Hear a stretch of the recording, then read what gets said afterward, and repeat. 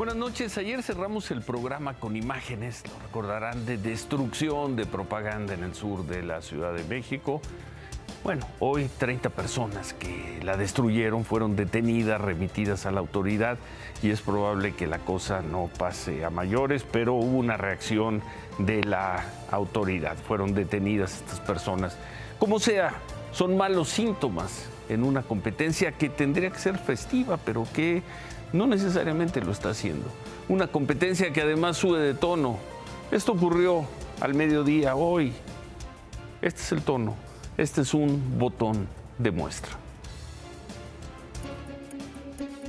Esta posición maniquea, torcida, que expresa el senador pirata del PRD, en el sentido de que hay una elección de Estado.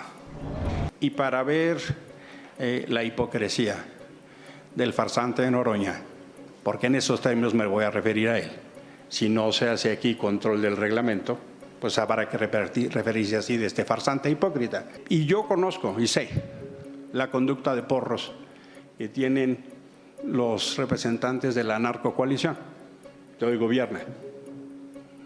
Nos vamos a referir en esos términos mientras se refieren en esos términos, para que lo tengas claro. Sí, Noroña, porque eres un farsante y un reventador y un porro. Porro. Orden, por favor, en la sala. Representantes, por favor, sí, en la moción, sí. Y por favor, orden todos y por favor, a todos los integrantes. No le puedo contestar y no le voy a tolerar su magadería. Diputados, senadores, están ustedes en la herradura de la democracia. Este es el nivel del debate que le quieren dar a la ciudadanía. Bienvenidos. Por favor, si se apegan al punto de discusión y se dirigen unos a otros con el respeto mínimo que en esta mesa nos debemos. Concluimos con su participación, senador, y gracias, pedimos presidenta. El respeto mutuo. Yo justo eso quiero, que apliquen el reglamento, porque lo que yo no voy a aceptar es que se me insulte. Si pides respeto, dalo. Si tú te refieres con apodos y epítetos, así se te va a tratar. Pirata, dice el señor Noroña, y el legislador Álvarez y Casa, el senador Álvarez y Casa, le dice: ustedes forman parte de una narcocoalición. Así las cosas. En el INE, los consejeros del INE e incluso algunos representantes de los partidos hicieron un llamado tanto a Fernández Noroña como a Álvarez y Casa para que se conduzcan con más respeto. Después del pleito, la sesión, eso sí, siguió sin contratiempos. Vamos a otras cosas. El calor ha provocado, y usted lo sabe muy bien, usted que nos está viendo prácticamente en todo el país, que llevamos varias semanas de un calor extremo, y esto ha provocado, entre otras cosas, una sequía también prácticamente en todo el país. Esto, al parecer, puede comenzar a cambiar a partir de mañana, ya que, de acuerdo con el meteorológico, mañana comenzaría a llover, y a ver si las cosas cambian. En Morelos, una de las zonas afectadas es la que se da en los límites con el Estado de México. Mañana se prevén lluvias dispersas en esa zona. La mayor probabilidad es hacia las 2 de la tarde, 50%. El sábado, más o menos esa hora, 41%, pero llovería, empezaría a llover. ¿Por qué las lagunas? ¿Por qué tomamos el caso de las lagunas de Zempoala? Porque así luce el Parque Nacional, así lucen las famosas, las emblemáticas, las tan queridas lagunas de Zempoala. Son imágenes de hoy, antes de que empiece a llover.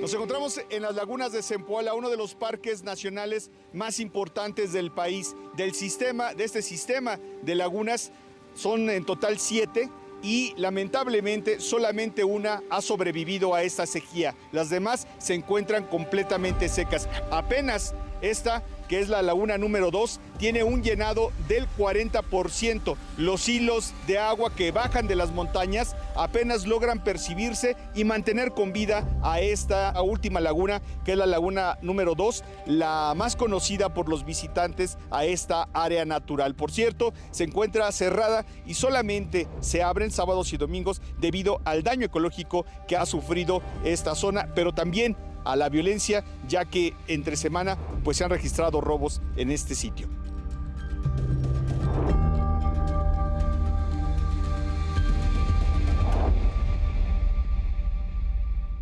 Investigadores de la Universidad de Morelos han advertido que de continuar la tala ilegal y la sequía en la zona, en menos de 10 años podría desaparecer esta reserva ecológica. Y la tala clandestina sigue con todo. Ya vamos a ver trabajos, vamos a tener unos reportajes especiales la próxima semana. Aquí en el Valle de México parece que también va a llover mañana hacia las 4 de la tarde. La probabilidad de lluvias, también lluvias dispersas, es de 57%, y hacia las 5 de la tarde el sábado la probabilidad es un poco más baja. Veremos si llueve por fin en la Ciudad de México. Y sobre la crisis del agua contaminada en una decena de colonias de la alcaldía Benito Juárez, el sistema de aguas de la Ciudad de México presentó una denuncia ante la Fiscalía de Justicia de la ciudad por el delito de sabotaje. 3 semanas les llevó determinar que puede haber sabotaje. Esto porque 3 semanas después informan que hallaron compuestos de aceite degradados que se habrían colocado hace unos días en el pozo del Parque Alfonso III en Álvaro Obregón. La fuente de contaminación que ha informado el gobierno capitalino sería esta. La denuncia subraya que la presencia de estos aceites hace presumir que hubo una conducta delictiva generada en contra de la prestación de servicio de distribución de agua potable. Si las cosas son así, ¿ante qué estamos? ¿Ante terrorismo ecológico gravísimo? ¿O una vez más la explicación de esta autoridad ante una crisis será decir que fue un complot? Y ya sabemos a quién echan la culpa de los complots. ¿Fue un acto de terrorismo para dañar y matar personas? ¿O es un complot de los adversarios? En otras cosas, ayer fue el día más violento en México en lo que va de este 2024. Esto de acuerdo con las cifras oficiales, las cifras de la Comisión Nacional de Seguridad. Ayer asesinaron a 101 personas en el país. 101 personas. Es el segundo día más violento. Es el primero porque había en febrero, el 11 de febrero, murieron 100 personas. Pero ayer, miércoles, 101 mexicanos asesinados. ¿Por qué? Y hablando de violencia, el INEGI presentó los resultados de la encuesta de seguridad pública urbana. La percepción de inseguridad de los habitantes volvió a subir. Los mexicanos hoy se sienten más inseguros que hace 3 meses. 6 de cada 10 mexicanos siguen sintiéndose inseguros en la ciudad en la que viven, de acuerdo con la encuesta nacional de seguridad pública urbana del INEGI. Durante el primer trimestre de 2024, la percepción de inseguridad en México aumentó al pasar de 59.1 a 61%. Tal como ha ocurrido cada trimestre desde diciembre del 2020, la ciudad donde sus habitantes se sienten más inseguros es Fresnillo. Le siguen Naucalpan, la ciudad de Zacatecas y Chilpancingo, ciudad que en este trimestre tuvo un aumento de 11.3% en la percepción de inseguridad. La lista la completan Cuernavaca y Ciudad Obregón. Durante el primer trimestre de este año, la percepción de inseguridad aumentó considerablemente en 14 ciudades de todas las regiones del país, desde un 7.8% en Cancún hasta un 15% en Pachuca. En lo que respecta a las zonas donde los ciudadanos se sienten menos inseguros, la lista la encabeza la alcaldía Benito Juárez, que pasó de un 15.2% de percepción de inseguridad a 11.1%, seguido de Piedras Negras, Coajimalpa, Mérida, Tampico y Los Cabos.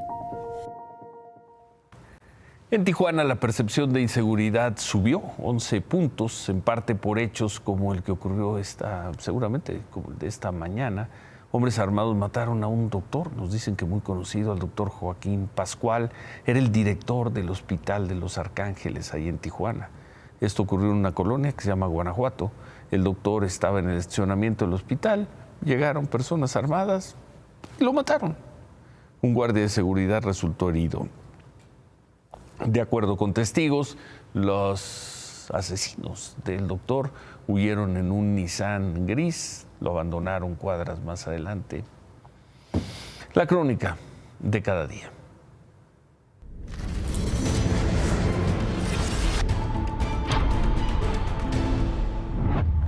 Xóchitl Gálvez tuvo una reunión con los dirigentes nacionales del PRI, del PAN y del PRD. Se conectaron vía remota los dirigentes estatales de los partidos. Acordaron redoblar esfuerzos en los días, más o menos 40 días que quedan de campaña. Y Xóchitl Gálvez les mandó este mensaje. Todo este ataque que hemos sufrido es porque Morena sabe la verdad. Nos estamos acercando, ustedes lo saben, el campo está abandonado, la gente del campo está enojada, no hay programas, ustedes lo saben, por eso vamos a ganar, porque nosotros queremos a las personas, los necesito a los priistas convenciendo, necesito a los panistas, necesito a los perredistas, a los xochilovers, todos vamos a sacar este país, no podemos permitirnos que estos autoritarios y corruptos sigan en el gobierno. Nos estamos jugando el futuro de México. Claudia Sheinbaum estuvo en Hidalgo temprano, en Actopan, más tarde estuvo en Zempoala, Hidalgo. Se comprometió a apoyar, a dar apoyos al campo, financiamientos, modernizar los distritos de riego, garantizar el abastecimiento de agua. Habló también de un proyecto ferroviario en la zona. Claudia Sheinbaum. Claudia. Ciro, buenas noches. Jorge Álvarez Maínez de nuevo visitó otra universidad, esta vez la Autónoma de Sinaloa, primero en el campus Culiacán, luego en Mazatlán. Dijo que lo único que le falta a Mazatlán es un buen gobierno. Propuso a los estudiantes algunos programas de vivienda, empleo y condiciones de seguridad. Lo de siempre. Pero en los últimos días hemos escuchado y mucho la canción de campaña de Jorge Álvarez Maínez, candidato a la presidencia de Movimiento Ciudadano, por todos lados. Se ha vuelto muy viral en redes sociales. Pero ¿qué tanto esta popularidad de la canción Presidente Maínez, así se llama, se podrá reflejar en votos? En los últimos días, la canción, que ya tiene casi 1,5 millones de reproducciones, ha estado en el número 1 del top 50 de las canciones más virales de México en Spotify, una lista que se alimenta de las canciones más compartidas en un país en un día. Por ejemplo, hoy ha cambiado entre el primero y segundo lugar, siendo compartida más veces que la People 2 de Peso Pluma o el éxito más reciente de Natanael Cano, Madonna. ¿Quién está detrás del tema viral? Es el compositor Moy Barba, quien, de acuerdo con su página, logró colocar en 2018 el tema Movimiento Naranja del mismo partido en el primer lugar mundial de las listas virales de Spotify. 3 y... Moy Barba también ha sido contratado por gobiernos de otros estados y municipios para que les compongan canciones, pero sigue siendo casi exclusivo de Movimiento Ciudadano. Uno de sus últimos temas es el de Monterrey Querido, usado en la campaña de la influencer Mariana Rodríguez, esposa del gobernador de Nuevo León, Samuel García, quien hoy va por la alcaldía de Monterrey. Monterrey querido, Monterrey te quiero, Monterrey te cuido. Los candidatos presidenciales, incluido el señor Maínez, van a estar mañana en Acapulco, en la convención bancaria. ¿Cómo pinta la cosa? Marco Silva, buenas noches. Ciro, así es, muy buenas noches desde el puerto de Acapulco, la costera Miguel Alemán, de un puerto que va levantándose poco a poco a 6 meses del golpe del huracán Otis, pero esa es otra historia. La de hoy tiene que ver con banqueros reunidos justo en este punto en su convención anual. La Asociación Nacional de Banqueros se ha reunido y aunque empezó el día de hoy este encuentro, el platillo principal viene mañana con la presencia de las candidatas y el candidato frente a ellos, en una pasarela que coincido, como muchos dicen, es muy importante por tratarse del sector privado, los dueños del capital y los que de alguna manera ponen en perspectiva económica al país. Primero lo hará Xóchitl Gálvez a las 10 de la mañana, después Jorge Álvarez Maínez a las 11:15 de la mañana y después Claudia Sheinbaum va a cerrar como de las 12:30 a la 1:30 y así cada uno de los tres tendrán una hora para poder plantear su idea de gobierno en caso de resultar ganadores. ¿Qué dijeron hoy los banqueros, principalmente en voz de su presidente Daniel Becker? Pues la verdad que la parte interesante, dicen ellos, va a venir cuando se trate la discusión del cómo. ¿Cuáles van a ser las rutas para que cada uno de los tres lleguen a los planteamientos que van a ofrecer mañana? De manera concreta se le preguntó cómo nos vamos, cómo se ve pues la Asociación de Banqueros frente al próximo gobierno federal y él dice, ¿cómo nos vamos a acomodar con el próximo gobierno? Perfectamente bien. Así que el día de mañana, el platillo principal, que es esta pasarela, comienza a las 10 de la mañana, termina a las 12:30, y los tres candidatos, Jorge Álvarez Maínez temprano, pero Xóchitl Gálvez y Claudia Sheinbaum por la tarde, atenderán eventos aquí en el puerto. Un momento también importante para los tres candidatos, sobre todo en la puerta de estos 6 meses del golpe del huracán Otis, una realidad que no puede desentenderse o despreciarse en este punto del país, Ciro. Gracias, Marco. Gracias, muy buenas noches.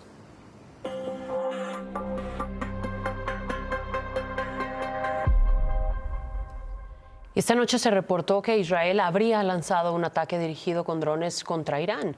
Sería la represalia, al ataque iraní del fin de semana contra territorio israelí. Enrique Sánchez está allá en Tel Aviv, la capital de Israel. Enrique, buen día, Enrique. Buenos días para él. Ciro, Claudia, ¿cómo están? Muy buenas noches allá en México. Aquí en Tel Aviv nos amanecimos con la noticia de una serie de explosiones en la provincia de Isfahán, en Irán, responsabilizando a Israel y que serían en respuesta al ataque sufrido este pasado fin de semana, cuando el gobierno de los ayatolás ordenó el lanzamiento de más de 300 misiles y drones armados hacia la nación hebrea, que en su mayoría los desactivó a través de su sistema de defensa aéreo, conocido como cúpula o domo de hierro. Isfahán se encuentra en la región centro de Irán y alberga, de acuerdo con reportes, varias instalaciones nucleares iraníes, entre ellas Natanz, un área central del programa iraní de enriquecimiento de uranio. A esta hora de la mañana, aquí en Israel, el gobierno ni las fuerzas de defensa han confirmado o desmentido esta situación sobre el lanzamiento de misiles. Ayer, por ejemplo, tuvimos la oportunidad de platicar con Ronnie Kaplan, él es vocero de las fuerzas de defensa israelí, quien de igual modo nos aseguró que ocurriría esta respuesta, pero que por obvias razones pues no informaban cuándo. Estamos esperando una directiva gubernamental con el objetivo de causarle daño a aquellos que nos atacan o a aquellos que planean atacarnos. No queremos tampoco que se vaya una guerra regional, pero sí queremos que Irán pague un precio, porque ya durante 6 meses nos vienen atacando de 6 frentes distintos de forma constante. Y bueno, más tarde visitamos una base militar en la que nos mostraron un misil de 11 metros de largo con una ojiva que no se encontró, pero tenía la capacidad de hasta 450 kilos de explosivos, que habría sido recuperado el misil. Esta información hoy por la mañana pues sigue poniendo en vilo la situación de inseguridad, la tensión aquí en Medio Oriente, y estaremos por supuesto reportando cualquier cambio, cualquier confirmación que pudiéramos obtener aquí mismo en Tel Aviv. Ciro. Muchas gracias, Enrique. Buenas noches. Y los medios estatales iraníes están reportando que sí hubo un ataque supuestamente dirigido contra un centro militar en Isfahán, pero sin daños mayores. Dicen incluso que parece como si estuviera planeado precisamente para que Irán pudiera contener este ataque. Bueno, ayer el Consejo de la Judicatura Federal, lo vimos aquí, publicó un comunicado donde informa que no tiene competencia para atender la investigación, la controvertida investigación contra el ministro en retiro Arturo Saldívar, y por eso la investigación tendría que ser atendida directamente por los ministros de la Corte. Por la mañana hablamos con Arturo Saldívar y esto nos dijo. Este comunicado es una joya. Yo le agradezco mucho a la ministra Piña que lo haya emitido. Confiesa de manera con una ingenuidad enternecedora o con una torpeza política impresionante todo lo que yo he dicho en relación con este asunto. En primer lugar, confiesa que la filtración del auto admisorio de la denuncia salió de su oficina. Obviamente la intencionalidad política de Norma Piña está claro. La manera de querer intervenir en el proceso electoral es descarada. Se está usando a la Corte de una manera muy facciosa. Sigue muy duro Arturo Saldívar. Claudia Sheinbaum volvió a hablar del tema y volvió a hablar de Arturo Saldívar. Y ahora, como hay debate, que si Saldívar se queda en el equipo, que si, ¿cuál es el fondo? Él va a seguir participando, él va a seguir participando. Y el fondo del asunto es cómo es posible, repito, que la Corte o ministros de la Corte hagan una investigación de este tipo. Correcto. O sea, la intervención en el proceso electoral es de los ministros de la Corte. Ahora ya son Ministerio Público, son Poder Legislativo, son Poder Judicial, todo al mismo tiempo. Saldívar va a seguir participando con nosotros, Claudia Sheinbaum, el día de hoy. Quien entró a la discusión fue un ministro de la Suprema Corte, Juan Luis González Alcántara. Habló para el canal judicial sobre el tema. Esto dijo. Nosotros tenemos una obligación de rendir cuentas en forma permanente de lo que hacemos con los recursos que el Estado nos proporciona, de lo que hacemos con nuestros procedimientos y sobre todo que una sanción a un funcionario judicial debe ser también ejemplar. No es que estemos en periodos de cacería de brujas, sino simplemente periodos de rendición de cuentas. Y no debemos temer una denuncia ciudadana. En otro tono, el ministro también le hizo esta crítica sin mencionarlos directamente, pero le hizo esta crítica a Morena y a sus aliados. Cuando algunos legisladores o algunos interesados en sacar raja política a situaciones como las que vivimos y anuncia la necesidad de un juicio político, nosotros tenemos experiencia en la historia de este país con relación a los juicios políticos. Estamos en procesos electorales, el proceso electoral más importante de la historia, y todo se politiza. Entonces, una acusación, una demanda, etcétera, tiene un significado político para atraer a un sector de la población que puede ser radical en una posición de reclamo o simplemente no entiende cuál es la razón de ese juicio político. La Corte Internacional de Justicia fijó las fechas para las primeras audiencias de la demanda que México interpuso contra Ecuador, esto por la irrupción a la embajada en Quito.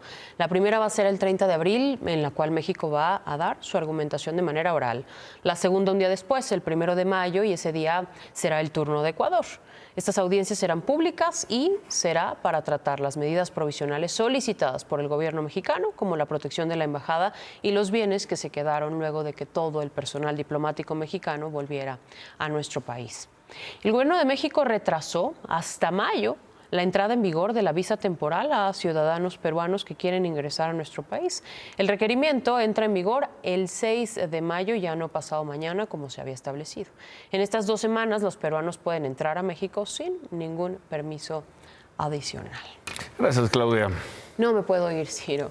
Y no me puedo ir porque hoy se dieron a conocer los ganadores del WordPress Photo 2024. La imagen del año se la lleva a Gaza, una mujer palestina abrazando el cuerpo de su sobrina envuelta en una sábana. Sí. El fotógrafo vive en la Franja de Gaza y para él describe esta fotografía como un resumen del resultado de la guerra. Otra galardonada, Las 2 paredes, del venezolano Alejandro Segarra, un migrante en México viajando en el tren, cruzando de un vagón a otro, La Bestia. Gran foto. En la categoría Historia del Año ganó la fotógrafa sudafricana Liane Olwy, con este retrato. Este collage de la ucraniana Julia Kochetova fue otro también de los ganadores. Una guerra que se vuelve personal, dijo, la de su país, Ucrania contra Rusia. Y finalmente, el ganador de la categoría Historia, el iraní Ebrahim Norozi. 3 niños mirando una manzana en medio de la mendicidad. Afganistán. Gracias, Claudia. Qué foto. Buenas noches.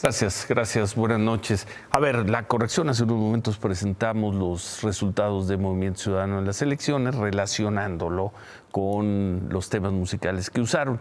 Pusimos en pantalla que hace 6 años había obtenido 1.78, error nuestro.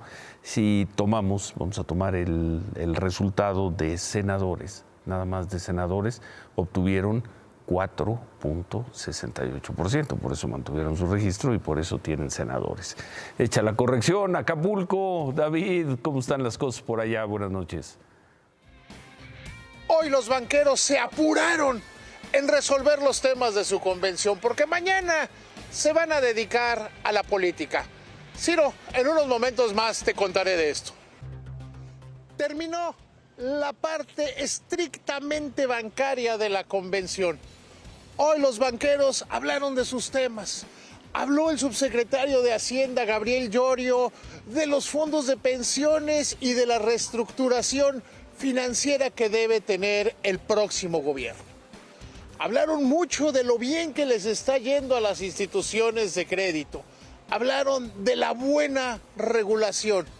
Vamos, hoy el gobierno presumió que logró la 8ª reiteración de buena calificación sobre su deuda soberana.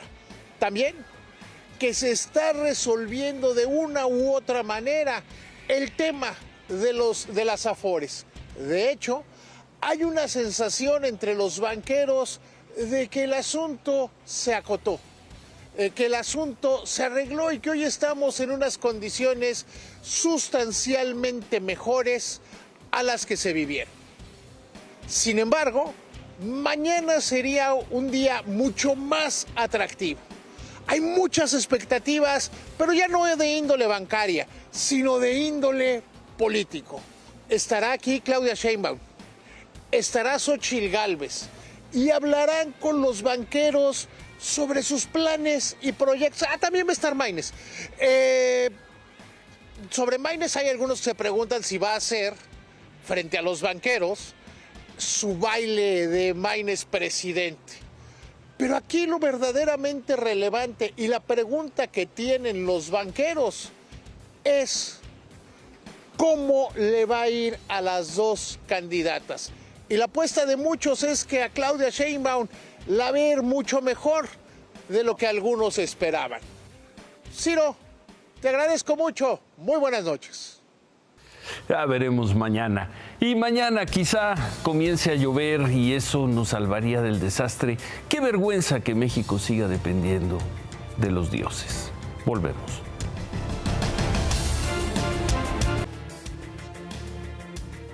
Mucho rollo en las campañas, mucho rollo.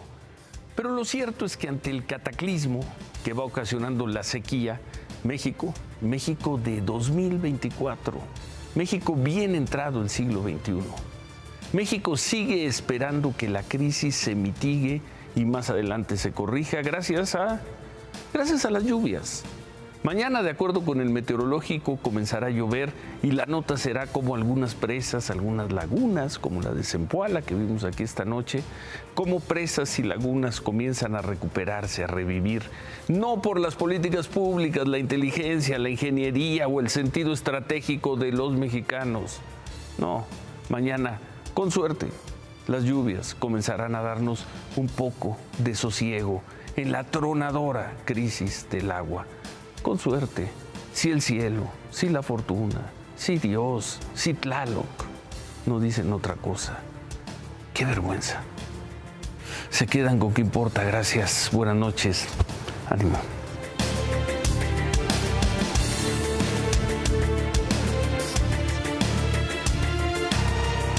Imagen Noticias, acompáñenos de lunes a viernes, 10:30 de la noche, a través de Imagen Televisión por el 3.1 y síganos también en nuestras redes sociales.